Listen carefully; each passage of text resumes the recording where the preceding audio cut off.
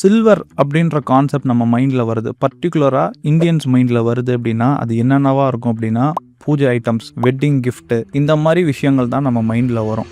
But silver அதையும் தாண்டி அது ஒரு குளோபலி ஒரு இண்டஸ்ட்ரியல் ஹீரோ ப்ராடக்ட். குளோபலி போன வருஷம் நீங்கள் பார்த்தீங்கன்னா சில்வரோட டிமாண்டு கிட்டத்தட்ட 680 மில்லியன் ounces டச் பண்ணியிருக்கு. சிம்பிளாக சொல்லணும்னா 19,000 டன்ஸ். இது எதனால் இவ்வளோ டிமாண்ட் ஏறி இருக்குன்னா இண்டஸ்ட்ரியல் பர்பஸுக்கு இந்த சில்வரோட முக்கியத்துவம் நிறையா இருந்துச்சு. பட் இன்னொரு பக்கம் நம்ம பார்த்தோம் அப்படின்னா சில்வரோட டிமாண்டுக்கு ஏற்ற மாதிரி சப்ளை இல்லை. ஓகே, அதனால் என்ன ஆச்சு, சப்ளை கம்மியாக இருக்குது, டிமாண்ட் அதிகமாக இருக்கும்போது ஆட்டோமேட்டிக்காக சில்வரோட ப்ரைஸு ஏறிட்டே போச்சு. இப்போ இங்கே இஷ்யூ என்ன அப்படின்னு பார்த்தீங்கன்னா ஜென்ரலாக இண்டஸ்ட்ரியலிஸ்ட்டாக இருக்கட்டும், மேனுஃபேக்சர்ஸாக இருக்கட்டும், ஒரு பொருளோட விலை ஏறிச்சுன்னா அதுக்கு அல்டர்னேட்டிவ் என்ன அப்படின்றது யோசிப்பாங்க.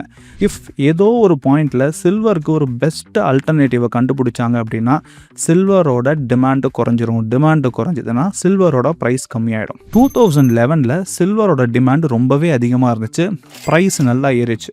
ஆனால் 2011 2020 வரைக்கும் சில்வரோட விலை குறைஞ்சிட்டே தான் வந்துச்சு, கிட்டத்தட்ட 9 வருஷம்.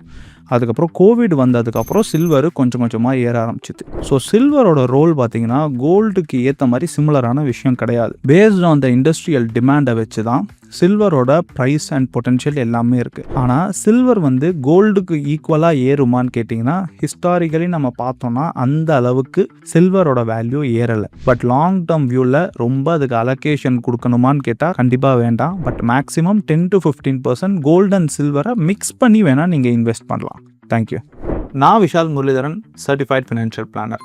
Follow me for more financial insights.